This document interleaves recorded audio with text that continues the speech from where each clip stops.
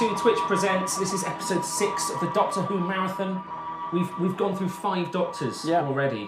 I feel like a companion. Yeah, I do. I've gone on this journey with them. I've learned so much. Yeah. But I don't know anything about this next one. Yeah. So the next one is Colin Baker. Colin Baker. Yeah. Brother of Tom Baker. No, not... Son of Tom Baker. No, not related. Is he a baker?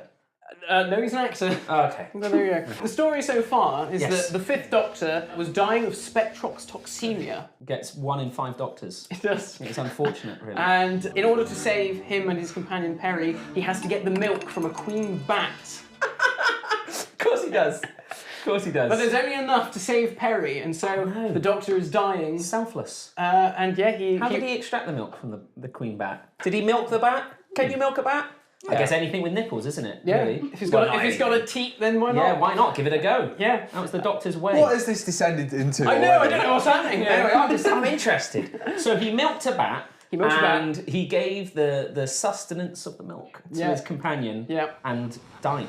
But he comes back as a new man. He comes back as Colin Baker. And to help us talk about Colin Baker, we have Tom Spilsbury, ex-editor of Doctor Who magazine, and we have Billy Garrett-John. Is Colin the best Doctor? I was 8 years old when Colin Baker was the Doctor. So was he your Doctor? Yeah, absolutely. I mean, I watched with Peter Davison as well, but yeah, I mean, he was the Doctor, and absolutely accepted him and loved him as the Doctor. And how is he different from previous Doctors? Well, let's take a look at him let's have a look for a start. Wow, whimsical, isn't it? That's one word for it. He looks like a clown. But a nice, an intelligent clown. A brightly coloured Harlequin fellow. of a man. It's lovely. With Colin Baker's Doctor, I think they quite deliberately want to make him a contrast from Peter Davison and make him difficult to like. So I think he looks like a children's entertainer. But then he's not that pleasant a person. And then he's throttling his companion in the first story. Really? So, yeah. He undergoes very bad regeneration trauma. Ah, okay. And so he has terrible mood swings.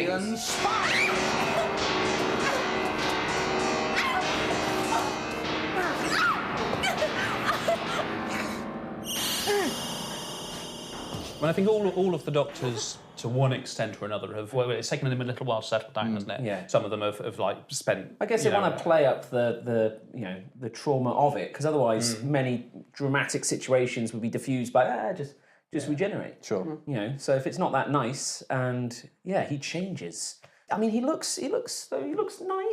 Yeah, he looks nice, but he's not. He's not. He's quite arrogant and quite rude and a bit obnoxious. And he's quite dismissive of the previous Doctor, almost as though it was someone else. Sweet. All that stuff. He's just all that stuff about.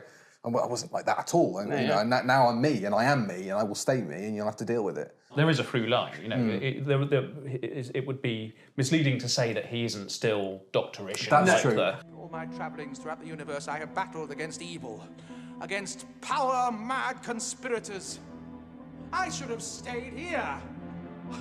The oldest civilization, decadent, degenerate, and rotten to the core. Power-mad conspirators, Daleks, Sontarans, Cybermen.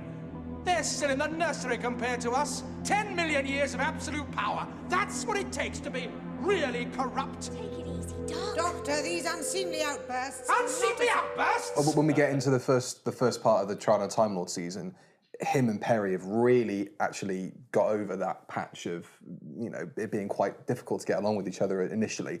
And they're very happily walking arm in arm through a forest, and that's all very lovely. And so there is certainly development in the character further along. He's quite a poetic and philosophical Doctor, despite having that sort of edge. And unpredictable, I think. So you wouldn't necessarily know. Suddenly he might get very angry about something. Yeah. But other times, he's sort of fascinated by the things you might not expect him to be. And so I think it's, I know Colin Baker's talked a lot about this, where he's sort of saying because he's an alien and he's got different values, he might, not bat an eyelid at sort of 100 corpses where he's suddenly mourning the death of a butterfly. That's very definitely that side to him. So shall we take a look at some of his travelling companions? Let's have a look. He only had 2. Okay. So we have Perry, who had carried on from Peter Davison. Did she kind of provide substance to the role though? Still, she wasn't just something for the dads. She was a botanist. A botanist. Very rarely is that It ever never brought comes up. up. No alien fauna and flora and stuff. That I think she does talk about it in Revelation of the Daleks. Yeah, Yeah. it's briefly mentioned. And probably in Planet of Fire, she. Yes, Yeah. going back to when she first came in. Yeah, but I mean, she's also, I think, very inquisitive and kind of she shows compassion. You know, she does all those things that you want a Doctor Who companion to do. I think, but I think she's. I mean, there's an element of, because she's not getting on with the Doctor quite a lot of the time. You know, and they're bickering a lot. There's a point where the end of one of the stories, they're asked, "What do you do in that box?" And the Doctor says, "Argue mostly." It would have been nice maybe to have seen a bit more of the times when they're actually getting on. You only really see that at the start of The Mysterious Planet, and then from that point on, I mean, that season spirals into something else entirely. She's almost the Doctor's carer in a way, because she sort of stays with him. I mean, given the choice, she probably wouldn't continue to travel with the Sixth Doctor. Well, not after you've tried to kill her. Yeah. But it's almost like she's there because for his own benefit, his own protection, you know. And she's there to kind of make sure he doesn't get into too much trouble. But is it a bit of a life debt if the Fifth Doctor saved her with the bat milk? Yeah, that probably is a part of it. Yeah, and maybe that she thinks there's some part of the old Doctor that she initially met that's still there, and she wants to drag that out of him. Well, that's beautiful. So at some point, Perry leaves us. Perry does leave us. As is the way for the companions. In quite a shocking way. Oh, really? But How? we shan't spoil it for everyone. No. I'll look forward to that. But then we have a very brief companion for Colin's Doctor, which is Bonnie Langford as Mel. So she's an Olympic powerlifter. I can tell you a lot about her already. Well, she's definitely into her exercise, but she is a computer programmer from Pease Pottage. Oh, okay. And we never see any of this. Right. Because she's introduced into the programme in a very strange way. Basically, there's a season which is set during the Doctor on trial by the Time Lords. Again. She is brought back from his future. I know. Okay, yeah. It's complicated for everyone. So he sort of meets her out And of this time. is before she starred in the IT Crowd as Jen, the manager of the department. She has a fondness for carrot juice. Okay. Which turned out to be the Sixth Doctor's famous last line: "Carrot juice, carrot juice, carrot juice." Famously famous. It's famously famous, yeah. I'm glad you said it before me. To be Not the last intended, words, well, but as it ended infamous, up. maybe. Stay warm or carrot juice. Yeah. Where do we lie on Warm is underwhelming quite last nice. lines of the I Doctor? like Keep Warm. Keep So warm you is like like, it as yeah. well? This I is think it's actually quite. protective and It's I mean, actually, it's not his last line now. Obviously, we know. But well, yes. Now, with David Bradley. Yeah. We'll ignore that. That's a whole other area. So she liked carrot juice. Yeah. And later, when he regenerates, he says carrot juice. Is it because of her? Well, is it because of the carrot juice? Yeah, carrot juice kills him off. No. Yeah. This story ends with the Doctor and Mel going into the TARDIS, and Mel says, "Get you back on the exercise bike and give you some carrot juice." And he goes, "Oh, carrot juice, carrot juice, carrot juice, carrot juice." And then the next time we see the Doctor, well, he isn't played by Colin Baker. What? Yeah. So he rejuvenates off screen? Well, no, we see it, but we'll come to that when we talk about the Seventh Doctor. What a tease. Yeah. So this is the first monster that he came across, the one on the right. I'm glad you said which one was the monster. Okay, he looks like a cross between an owl and a cockroach or something like that, like a furry, feathered cockroach. Yeah. he's a gastropod. Okay. And specifically a gastropod called Mistor, who might be able to tell is actually a giant slug. Is he scared of salt? Is it the same things that work on slugs work on him? The Doctor just, kind of Nobody grit his suggested driveway. that. No. Okay. Oh yes. Oh wow. I don't know. What is this guy? Is that a tail? Yeah. So does he? Oh, it's like a magic trick, isn't it? You can see underneath him, so quite clearly that's where his body stops. Is this played by someone who doesn't have a lower half? You've got it in one, really. Yeah. Yeah. This is Syl. Is the name of the character. Yeah. And yes, Nabil Shaban, who plays him, is a disabled performer, and so yes, actually they were able to do something rather clever there because you are sort of wondering how they might have done that. Yes. And he's pushed around in a tank by these huge Muscle men. men. Oh, really? I mean, he's pretty ripped as well, in all fairness. Yeah, actually, the first time I noticed, he's got quite a bod on him. Yeah. But from one of my favourite stories of all time, Vengeance on Varos, very much a tale of, political systems maybe playing into the media a bit too much, Big Brother, and it's really quite grim in places. It plays off the video nasties. Yeah, of the totally. 80s. And that whole idea, it's rather sadistic, isn't it? It's rather Absolutely. that society where... Lots of scenes of Jason Connery being tortured, which is Sean Connery's son. plenty Is of it fun. really? Yeah, Oh, wow. Yeah. I mean, there's even a character Does he who's... have the same accent? No, he doesn't, unfortunately. But there's even a character in it who says, I want to hear them scream until I'm deaf with pleasure. Oh, wow. And you're like, wow, Yeah. this really is pretty grim This has stuff. got dark, hasn't it? The punishment dome. We sell tapes of what happens there. That is enterprising. Your idea, Governor. Yes? Are they really disturbing, these videos you sell? There's also a scene in it which a lot of Doctor Who fans kind of conflict over about whether or not the Doctor actually murders a character in it. I think it is an accident. Yeah, but I've it's never- a bit like we were saying before, where he doesn't necessarily show an awful lot Of remorse for having done it. or even seem to be bothered at all. He does quite a Bondian quip. So it's getting darker. It's getting darker. And that was the BBC had a bit of a problem with that. Because they thought it was getting a bit Contrary too to the violent. costume. So not a monster. This is the Rani. She is a time lady. Is that the master behind? That is the It master is. behind Okay. another Played by a incarnation. different actor to the one we saw. Yeah, earlier. Who you'll exactly. know about because I we noticed- talked all about him. Exactly, in yeah. Doctors. I like the moustache there. But so she is a Time Lord Yeah. or Time Lady. What are they? Time Lords? Yeah, How is well, it? I mean, it is Time Lord, but sometimes they like to be called Time Ladies. I mean, she doesn't look particularly happy. So No. she's a bad Time She Lord? is bad. She is a genetic scientist. Oh, right. Well, the word that's often used about the Rani is she's amoral. So Yeah. she's not necessarily bad in the sort of sense that often... the master. She's a scientist who, she's not going to be particularly bothered that her experiment might result in wiping out an entire race, but at the same time, that's not the purpose of doing it. Sure. So, And then she'll come back later. She comes back later with really? Sylvester McCoy. Yeah. Okay. The Vervoid. Should we blur out the top part of that image? I'd say, Yeah. yeah. So what is it? It's a plant with female genitalia for a face.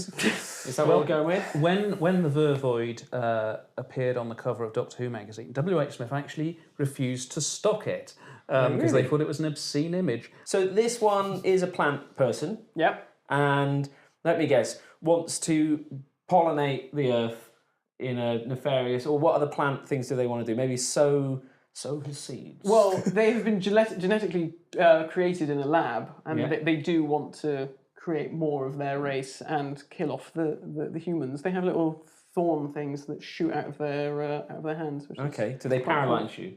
They're not Yeah, like you do get paralysed. I see. Yeah, and then yeah. And Gotta watch rather, out with thorns. rather gruesomely, they have a human compost heap. Yeah. So, I like that. So where we might put our Plant cuttings. we'd stick it on a compost heap when they would dispose of the sort of flesh matter. Yeah. They'd sort of Do they then shovel it on top of their young? Oh, this will help you grow up nice and big and strong like your dad. That is a pretty spooky one. Yeah, it's a great design. It looks like made of poison ivy as well. Yeah, Like yeah, just it's touching good. them, you'd get a rash. Yeah, they did a really good job. Yeah. The Valiard. No, he's not a monster. He's Count Dracula. How long have we got? Well, yeah, so we can't go into too much detail about him, but we can say he's a Time Lord. he is Yeah, a yeah, Time yeah. Lord. He's the opposing side in this trial that the Doctor Okay. is in. Yeah, the Doctor and him share a closer relationship than you might think. Brothers. Well, I don't think we should say. No.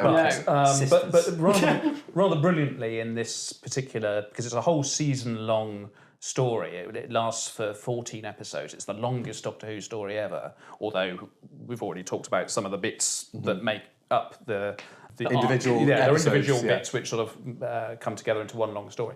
And so the Valiard is in the whole of this story. And rather brilliantly, I think Michael Jason, who plays him, and Colin Baker have this sort of back and forth, kind of rather barbed relationship throughout the whole story, which I think is one of the highlights of the whole era, really. Yeah.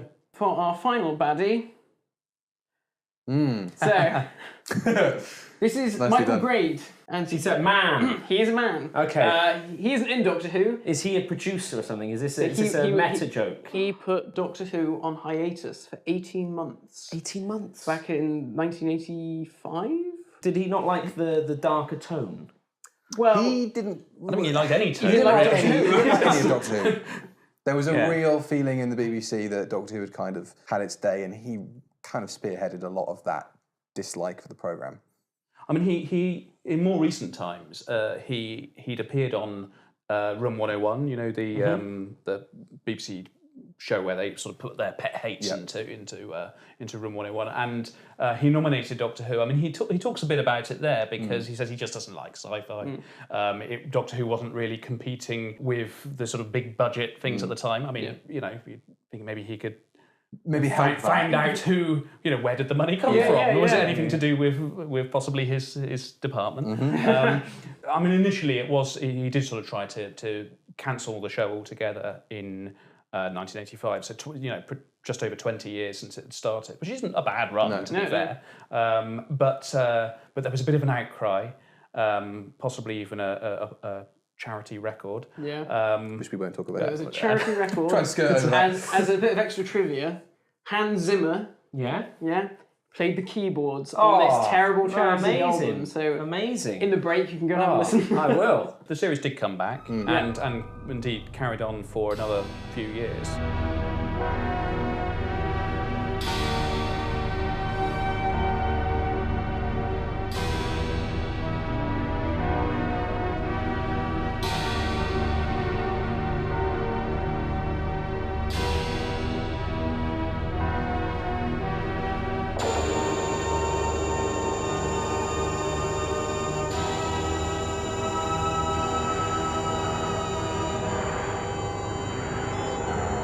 At which point Michael Grade had left the BBC by that point. So when the series did eventually go off the air, it was on its own merits. Yeah. Well, we can't blame Michael Grade for everything. No. But I do. Colin Baker didn't get on well or didn't come back because of the hiatus? So they did the hiatus. He did this big season, which was 14 episodes, the trial season. And then he got a phone call basically saying, well, the series has been renewed for another season. Unfortunately, the BBC have deemed that 3 years is the optimum amount of time for an actor to play the Doctor, and so therefore we are asking that you won't come back for the next season. At which point Colin said he would not come back to do the regeneration, which fair enough. Yeah. So could they splice together enough footage? I'd like to have him across a few different worlds and scenes. You wish. Regenerating. Well, you'll find out how they managed to get around the regeneration of Colin Baker and Sylvester from the McCoy. back, is it? Well, you're not far off. You're not far off. So that was the sixth Doctor. The sixth Doctor, Yes. potentially the most exciting Doctor. Yeah. But not for what happens in the series. Yeah. That's brilliant. I like a lot that. going on. So have we got 3 years worth of stuff to watch, or have we got 2 years and then a hiatus? So it's 2 years. So they literally You don't have to wait through the 18 counted months. that as to his say contract. that. That's not right. Because he got paid. He got paid. Oh, did he? during that time. Oh, actually, that's fine then. Gee, I wish I was this Doctor. I did half as much work and got paid the same. But the sad thing is that Colin Baker had always sort of imagined that he'd do it for like 7 years, like Tom, because he wanted his character. He always describes it as being a bit like an onion. That to begin with, he's this hard character, and then over the years he starts to soften. I can see that. Okay. So it's a shame that we never got to see that happen on television. But then we should do a Kickstarter. We should do a Kickstarter, get Colin Baker involved, and let's just try and shoot the last few seasons of Doctor Who and show softening. The scripts for the missing season do exist. Oh, really? Yeah. They did everything. It just literally they just didn't make. They did make it. I think they were like they quite ditched soon. it sort of part way through and made the Trial of a Time Lord instead before they finished writing all of those scripts. Okay. But I mean, I think there are so many still brilliant moments in the Sixth Doctor's time. Absolutely. And it's a shame in a way that it's kind of been overshadowed by sort of some of the behind the scenes stuff and all of that, which inevitably comes up. But he's a brilliant Doctor, and I think that. It's a real shame that he didn't get to do it for a bit. He has absolutely come into his own on audio, though, with the Big Finish stories. He's absolutely breathed life into that character that the BBC didn't afford him the opportunity to do. And through that, he does develop, he does grow, and they're well worth seeking out if So anybody. he carries on in audio form. Yeah. Yeah. I mean, quite a lot of the doctors have done that. Most so, of them have, yeah. Oh, brilliant. So you get a sense of the Doctor he would have eventually become. Blossomed into. Don't need to worry about the Kickstarter now, guys. We'll check those books out. That'd be good. Amazing. Send the money anyway. Yeah, we'll see. So thank you again, guys, for joining us. So now we get to watch this. Yeah. So not as long as it Previous could have Doctors, been, no. but maybe more condensed and higher entertainment value. Yeah. But it might get a bit dark. So stay strong.